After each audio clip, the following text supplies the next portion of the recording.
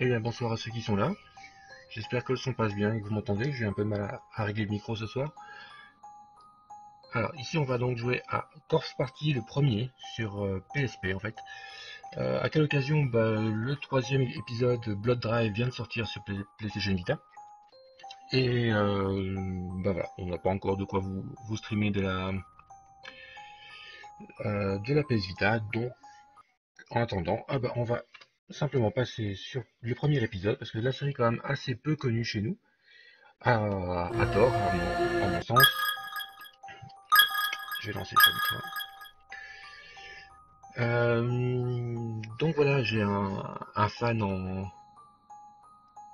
en ligne ici sur le chat en même temps, Maytant, qui est apparemment un gros fan depuis qu'il a regardé l'animé. Sache que l'animé justement j'ai trouvé plutôt mauvais en fait. Les deux premiers épisodes étaient, je pense, plutôt très bons. Ils suivaient bien la série et puis ça a été un petit peu la débandade comme on dit, puisque ils ont commencé à adapter le scénario, c'était un peu dommage. Et donc, il y a eu des morts qui n'auraient pas dû y avoir dans la série. Et il faut savoir que les jeux suivent quand même une certaine logique et que le, le second opus, donc Book of Shadows, fait suite à la bonne fin, à la véritable fin, on va dire, du premier épisode, donc de celui auquel on va jouer ce soir, et etc. pour Blood Drive, donc qui vient de sortir. Ici, Corpse Party, c'est quoi? C'est un petit jeu fait en RPG Maker qui date quand même à la base, la première partie, la première version date de 1996 sur PC quand même, et a connu un nombre assez incroyable de remakes, de réadaptations jusqu'à arriver à cette version PSP qu'on a maintenant, qui est, on va dire, la définitive du premier épisode, sous-titré Blood Covered, Repeated Fear, pour être exact. Et donc elle bénéficiait de doublage d'un doublage intégral et de nouveaux dessins pour les personnages. Donc en fait, comment ça se présente? C'est un survival horror, plutôt exploration, on peut pas dire qu'il y ait du combat. C'est plutôt entre visual novel et le survival, et il faut dire que c'est un des meilleurs jeux d'horreur que je connaisse. Il n'y a quasiment aucun a réussi à foutre la trouille comme ça. Il faut savoir qu'il y a un décalage énorme entre ce graphisme que vous allez souvent trouver très moche et son histoire absolument atroce. Donc on a d'un côté des graphismes plutôt mignons, des personnages SD plutôt manga, et des événements qui s'y passent, à proprement parler, abominables. Donc ici, j'ai pas envie de vous spoiler le jeu, donc on va simplement lancer le premier chapitre, et on va faire simplement le premier chapitre en espérant vous donner envie d'en connaître un peu plus.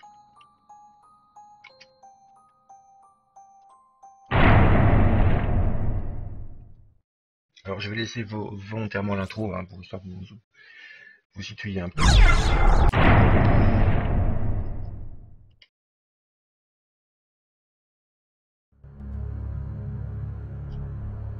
Parce que bon voilà, l'intro est quand même très bonne, on va voir.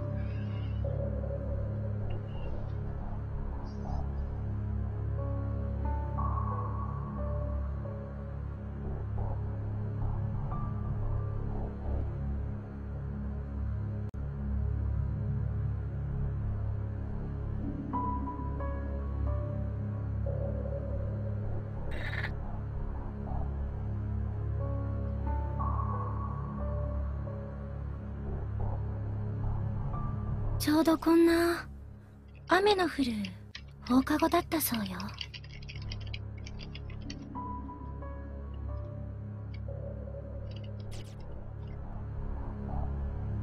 その女性の先生が階段の踊り場から転落して亡くなったのは、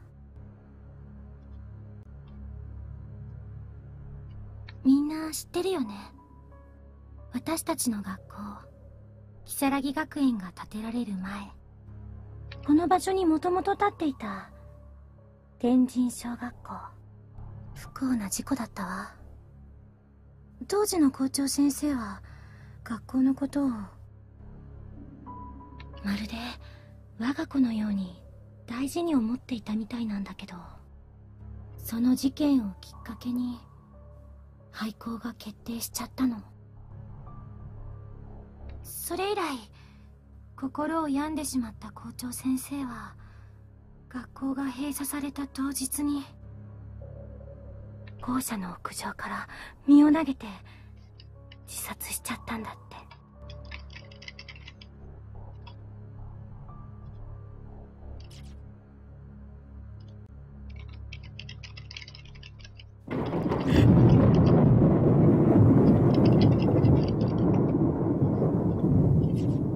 私たちの今いるこの学校はそんな呪われた天神省跡地に立っているの。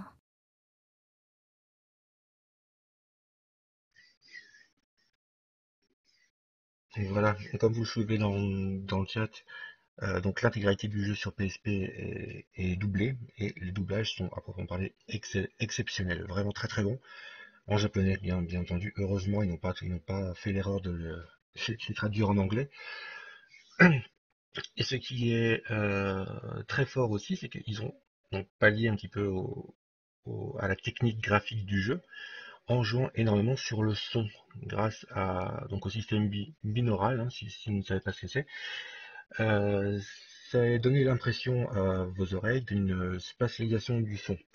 C'est-à-dire que ils vont arriver en jouant avec le son à ce que vous arriviez à situer dans l'espace les sons. Donc un son qui provient de derrière, devant, qu'on chuchote à votre oreille. C'est très très bien réalisé. Forcément, ça ne passera pas sur le chat, ça ne passera pas sur le stream ce soir. Mais franchement, prenez le jeu, vous ne le regretterez pas. Il coûte 10 balles, je crois, sur le PSN. Et rendez-vous compte du super boulot qui a été fait sur ambiance sonore. しかもね、階段で転落死した先生の方はまだ自分が亡くなったことに気がついていないらしくって、こんな雨の日の放課後には真っ暗な校舎の中を今でも歩いてるんだって。そう、もうすぐよ。7時を過ぎたあたり。その先生が現れるとき、校舎は必ず手でコンコンってノックの後にスッと扉が開くと、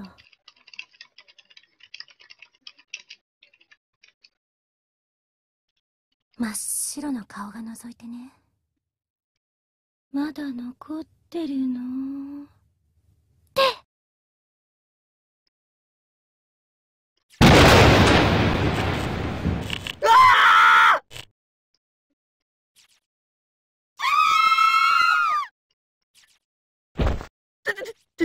停電だ。サトシ、もう大きな声出さないでよ。だってさ。やだ、何これ。手が込んでるな、篠崎。私じゃない。ここにいたじゃん。本当に停電だよ。何この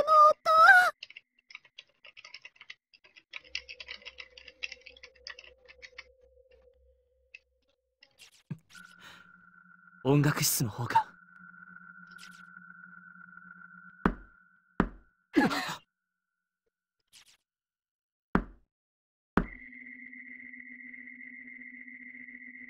嘘でしょ。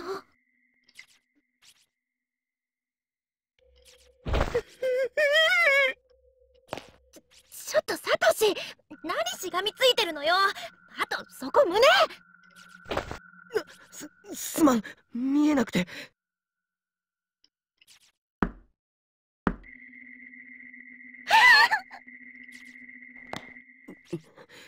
だからこんな時間まで残って階段なんて嫌だったんだ。おいサトシ、開けてきてくれ。は？上司みんなブルってるぞ。かわいそうだろ。お前が行けよ。俺はかわいそうだと思わない。お前な。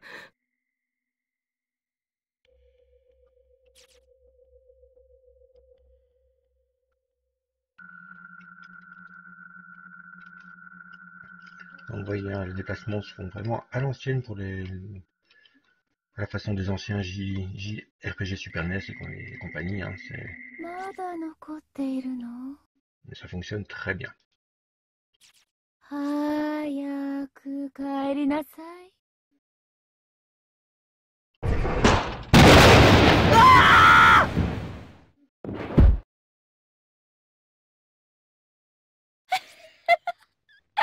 びっくりした。ゆい先生。先生、篠崎さん。へい。大成功。やられた。先生、タイミングバッチリ。ラテニコの学校の OG じゃないからね。この七不思議については私も詳しいんだよ。サトシ。持田くん、しげによりもリアクション派か俺もさすがにその引き出しはないな。も。いつも持田くんが一番反応してくれるから。怖がらせがいがあって、たまらん。ホラーマニアの委員長なんて聞いたことないよ。ごめんね持田くん。でもちょっとキュンとしちゃった。あ、それより可愛いお客さんが来てるわよ。え？ほら、そんなところにいないで、こっちにいらっしゃい。失礼し。ゆか、どうしたんだお前。お兄ち持田くんが傘を忘れているからってわざわざ届けに来てくれたみたいよ。そうなんだ。すまないな、ゆか。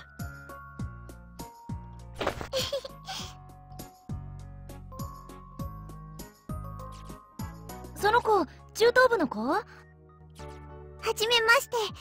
お兄ちゃんがいつもお世話になってます。かわいい。サトシにこんな可愛い妹がいるとは知らない。あれ、そうだっけ？聞いてないわよ。お兄ちゃんのことが大好きなんだよな。おお。岸沼とは面識あるんだね。ナオミ、ライバル出現だね。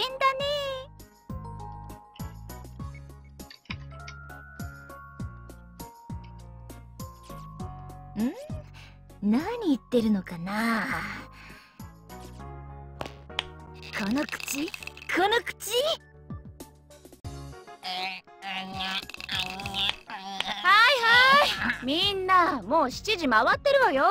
帰る準備しなさい。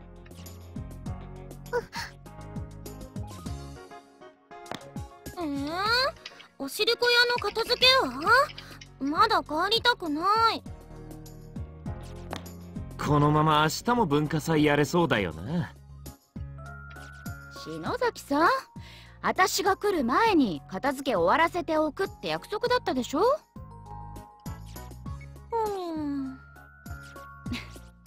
もう遅いから明日早く来てやりなさい。はーい。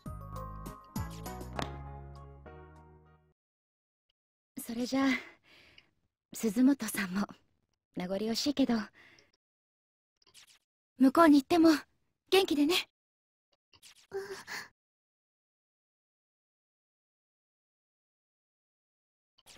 はい。